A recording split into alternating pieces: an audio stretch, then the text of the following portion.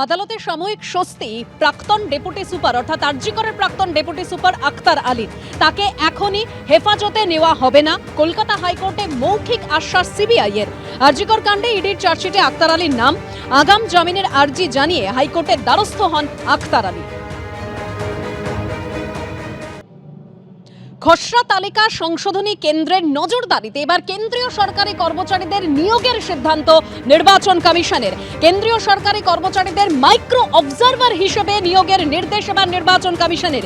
ERO ও বিশেষ পর্যবেক্ষককে সাহায্য করাই মাইক্রো অবজারভারের কাজ, জানিয়েছে কমিশন। আর এ নিয়ে মুখ্য নির্বাচনী আধিকারিক কি জানিয়েছেন শোনাবো। সেন্ট্রাল ফোর্স কবে আসছে এটা আমি কি জানি?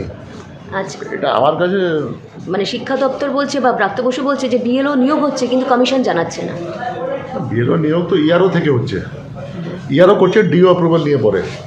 সেটা শিক্ষা দপ্তরকে জানানো হচ্ছে তো যে তাদের দরকার ইনফরমেশন আছে। হ্যাঁ হ্যাঁ, মাইক্রো অবজারভার আসছে তো। মাইক্রো অবজারভার তো আসবে, আজকে অর্ডার হয়েছে, দেখা যাক। বাংলাদেশের যে নৈরাজ্য পরিস্থিতি তাই নিয়ে বিজেপির আক্রমণ, পাল্টা আক্রমণ তৃণমূলের।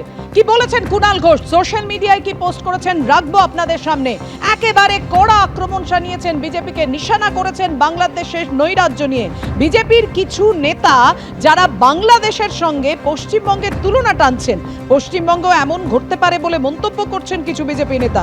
এ ব্যাপারে বিদেশমন্ত্রী জয়শঙ্করকে স্পষ্ট ব্যাখ্যা দিতে হবে। এর ফলে কোনো হিংসার ঘটনা ঘটলে সম্পূর্ণ দায় বিজেপি নেতাদেরই। বাংলাদেশেরই হিংসার নিন্দা করে পাল্টা আক্রমণ শানিয়েছে তৃণমূল কংগ্রেস। এই সেই বিজেপি যারা বলেছিল বাংলা ভাষা বলে কিছু নেই।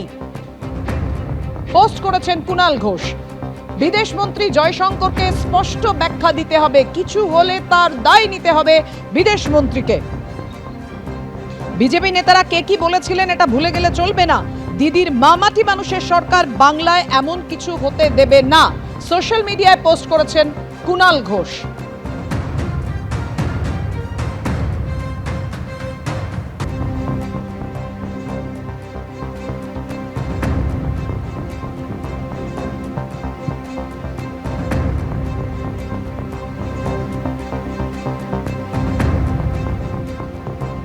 বাংলাদেশের নৈরাজ্য নিয়ে আক্রমণ শানিয়েছিল বিজেপি, তার পাল্টা আক্রমণ করল তৃণমূল। পশ্চিমবঙ্গেও এমন ঘটতে পারে বলে মন্তব্য করেছেন কিছু বিজেপি নেতা। এ ব্যাপারে বিদেশমন্ত্রী জয়শঙ্করকে স্পষ্ট ব্যাখ্যা দিতে হবে। এর ফলে যদি কোনো হিংসার ঘটনা ঘটে সম্পূর্ণ দায় নিতে হবে বিজেপি নেতাদেরই। বাংলাদেশের হিংসার নিন্দা করে পাল্টা আক্রমণ শানিয়েছে তৃণমূল কংগ্রেস। আর কি বলেছেন কুণাল ঘোষ দেখুন। বাংলাদেশে যে ঘটনা ঘটছে সে সম্পর্কে সর্বভারতীয় তৃণমূল কংগ্রেস তাদের বক্তব্য স্পষ্টভাবে জানিয়ে দিয়েছে, ঘটনার নিন্দা করা ইত্যাদি। কিন্তু যেহেতু বিষয়টি আমাদের দেশের নয়, আন্তর্জাতিক, ফলে এটা কিন্তু কেন্দ্রীয় সরকার, বিদেশ দপ্তর তাদেরকেই এই বিষয়টা অবিলম্বে জরুরি ভিত্তিতে দেখতে হবে। এর মধ্যে একটা ঘটনা ঘটছে, অমিত মালব্য এবং বিজেপির এই ধরনের কিছু নেতা বা নেত্রী, সেটা দিল্লির হোক বা রাজ্যের, তারা এই বাংলাদেশের ঘটনার সঙ্গে পশ্চিমবঙ্গকে তুলনা করে বা পশ্চিমবঙ্গের নাম জড়িয়ে খুব কুৎসামূলক কিছু প্রচার করছেন, যেটা শুধুমাত্র দায়িত্বজ্ঞানহীন বললে ভুল হবে, প্ররোচনামূলকও বটে। কারণ তারা চাইছে এই ধরনের অশান্তিমূলক বিষয়গুলোকে একটু প্ররোচনা দিয়ে বাড়িয়ে ধর্মীয় মেরুকরণের রাজনীতি করতে। এটা শুধু বাংলার অপমান নয়, এটা প্ররোচনা দিলে এ নিয়ে কোনো অশান্তিও তো তৈরি হয়ে যেতে পারে, বা যেটা সবসময় বিজেপি চায়। ফলে অমিত মালব্য বা এই যারা এই ধরনের কথা বলছেন, আমরা বলছি এটা তীব্র নিন্দা করছি। বাংলাদেশে যেটা ঘটছে সেটা তো আপত্তির, কিন্তু ওটা কেন্দ্রীয় সরকার তাদের বিদেশ দপ্তর ব্যাখ্যা দিক, দেখুক, তাদের যা যা করার করুক। কিন্তু তার সঙ্গে পশ্চিমবঙ্গকে জড়িয়ে, যেখানে আমাদের এই সীমান্তটা শেয়ার করতে হয়, সীমান্তটা তো পশ্চিমবঙ্গের রয়েছে, ওপাশে ত্রিপুরা রয়েছে, ভারতেরও তো সীমান্তে বাংলাদেশ রয়েছে। এবার তার মধ্যে যেহেতু বিজেপি বাংলার নামে কুৎসা করে, তাই বাংলাকে তার সঙ্গে, পশ্চিমবঙ্গকে তার সঙ্গে তুলনা করে কিছু ভিডিও ছেড়ে দিচ্ছে, কিছু হিংসাত্মক প্ররোচনামূলক, তার মধ্যে কোনটা ঠিক কোনটা ভুল এখনো তো সেইভাবে রাতারাতি যাচাই করা সম্ভব না, কিন্তু কিছু খারাপ ঘটনার খবর তো বাংলাদেশ থেকে আসছে। এবার আমরা কেউ আমরা সবাই সেটার নিন্দা করি, কড়া ভাষায় নিন্দা করি, কিন্তু তা বলে বাংলাকে মিশিয়ে একটা প্ররোচনামূলক গোলমাল পাকাবার বিষ মেশানো প্রচার, এটার আমরা তীব্র নিন্দা করছি, তীব্র বিরোধিতা করছি, এবং কিছু ক্ষেত্রে তো পুলিশের অ্যাকশন নেওয়া উচিত। এবার বাংলাদেশের তাণ্ডবের একের পর এক ছবি রাখবো আপনাদের সামনে। ফের অশান্ত হয়ে উঠল বাংলাদেশ।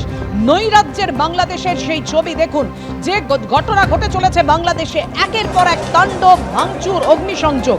ঢাকায় ভারতীয় দূতাবাসের বাইরে বিক্ষোভ দেখানো হলো পাথর বৃষ্টি।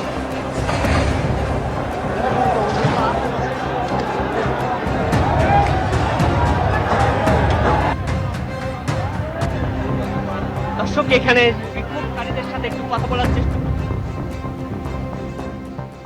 তাণ্ডবের হাত থেকে রেহাই পেল না ছায়ানট।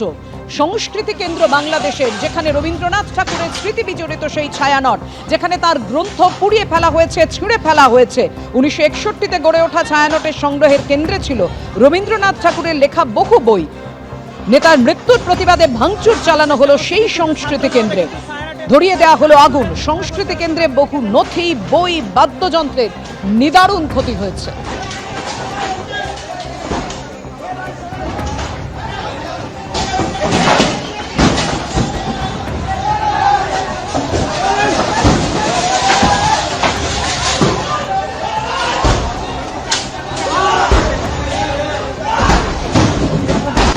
ভাঙচুরে করা হচ্ছে, আপনাদেরকে সরাসরি দেখানোর চেষ্টা করছি।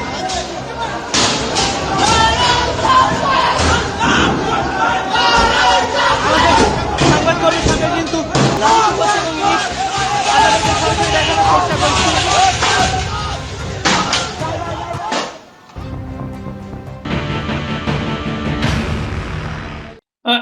It was all pre-planned. I mean, it's not. It is a pattern that has been planned, and now the plan is in action. It is a state-sponsored activity. When two civilians call for blood and dead bodies, how can they not be still arrested? It has been planned carefully with the election in mind and to continue their illegal grip in power. So it is this Pakistan-style political practice and culture where political parties keep their own militia and their own terror outfits, and then you have other terror outfits assisted by the state in many forms and in many shapes. So that's what they want. They want a Pakistan-style chaotic communal political culture in the country where the army will continue to be the peace broker. ABP Ananda, এগিয়ে থাকে, এগিয়ে রাখে।